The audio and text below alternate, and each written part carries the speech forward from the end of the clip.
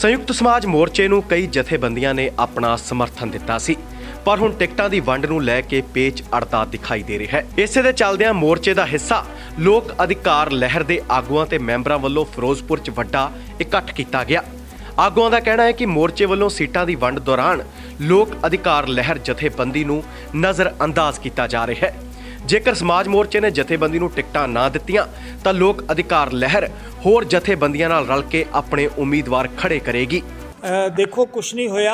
लोक अधिकार लहर जिहड़ी हैगी है ये पूरे पंजाब दे विच पिछले 5-6 सालों तो समाजिक ते राजसी चेतना का काम कर रही है और असी पिछले दिनों दे विच किसानी अंदोलन की वड्डी जित तो बाद जदों किसान आगूआं ने संयुक्त समाज मोर्चा बनाया तो असी पहल करते हुए उहदे विच शमूलीयत की और आगूआं नाल गलबात करन तो बाद उन्हां दे सन्मुख लोक अधिकार लहर ने पूरे पंजाब दे विच 5 सीटां दे उत्ते लोक अधिकार लहर जानी लोकां द्वारा खड़े किए गए उम्मीदवार जिहड़े सीगे उन्हां नूं चुणन लई जिहड़ा प्रार्थना पत्र दिता।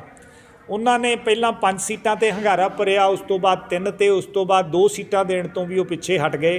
सो कल सरदार बलवीर सिंह जी राजेवाल होरां नाल पूरे पंजाब मुक्ति मोर्चे ने, क्योंकि असी तकरीबन 12 जथेबंदियां ने इकट्ठे होकर जानी उन्हां दे नाल शमूलीयत कीती सी, ਤਾਂ ਉਹਦੇ ਵਿੱਚ ਸਾਨੂੰ ਲਗਭਗ 9 ਟਿਕਟਾਂ ਜਿਹੜੀਆਂ ਹੈਗੀਆਂ ਮਿਲੀਆਂ ਸੀ। ਤਾਂ ਬਾਕੀ ਸਾਰੇ ਸਾਥੀਆਂ ਨੇ ਜਾ ਕੇ ਉਹਨਾਂ ਨੂੰ ਲੋਕ ਅਧਿਕਾਰ ਲਹਿਰ ਨੂੰ ਅੱਖੋਂ ਪਰੋਖੇ ਕਰਨ ਦੀ ਬੇਨਤੀ ਕੀਤੀ ਕਿ ਤੁਸੀਂ ਕਿਉਂ ਕੀਤਾ ਹੈ। ਤਾਂ ਉਹਨਾਂ ਨੇ ਕਿਹਾ ਕਿ ਅਸੀਂ ਇਹਨਾਂ ਦੋਹਾਂ ਸੀਟਾਂ ਦੇ ਉੱਤੇ ਪੁਨਰ ਵਿਚਾਰ ਕਰਾਂਗੇ।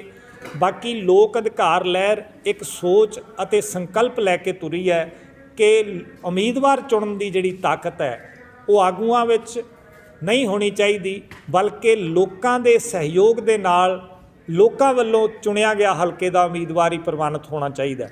किवें देखते हो सर किहड़ियां सीटां जिहड़ियां पूर्ण विचार करने की जिहड़ी गल कीती, किहड़ियां सीटां हैगियां ने? देखो आपां जे गल करिए तां जिहड़ा किसानी अंदोलन तो बाद एक चेतना आई सी तां उहदे विच लोकां दी सरकार बनाउण दी गल कीती गई सी।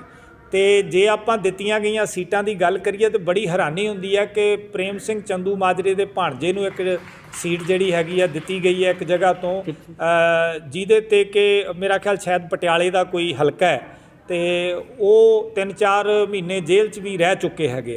उस तो इलावा कांग्रेसी आगू हुंदे सी बड़े वड्डे हरचरण सिंह हीरो, उन्हां दे सुपुत्र हरप्रीत हीरो नूं टिकट दित्ती गई है और 10 तो वध टिकटां आम आदमी पार्टी वल्लों छड्डे गए उम्मीदवार जिहड़े सीगे रह गए उम्मीदवार सी उन्हां नूं दे दित्तियां गईयां।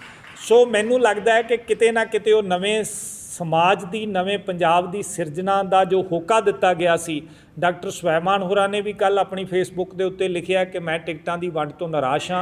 सो जदों संयुक्त समाज मोर्चे की गल करते हैं तो अपनी फिरोजपुर देहाती की सीट जिहड़ी कि लोक अधिकार लहर ते मजदूर सभा ने एक खेत मजदूर नूं दित्ती है, किसी आगू नूं नहीं दित्ती। सो असी केवल मजदूरां ते विहड़े वालियां नूं वोटां लई ना वरतीए, ये जिहड़ी गल हैगी है ये पूरे पंजाब नूं समझनी पएगी और किसान आगूआं नूं समझनी पएगी।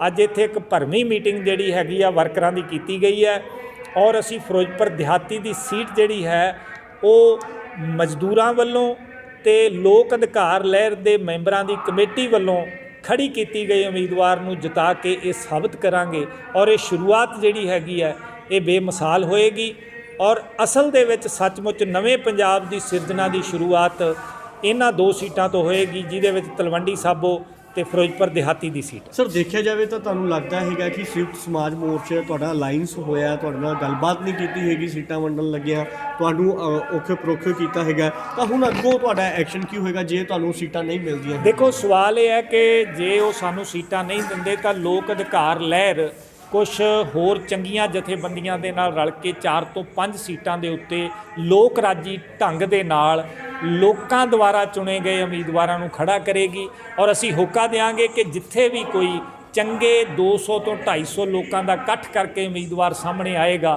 तो असी उहदी मदद करांगे। मतलब तुसीं संयुक्त समाज मोर्चे तो वखरा होवोगे?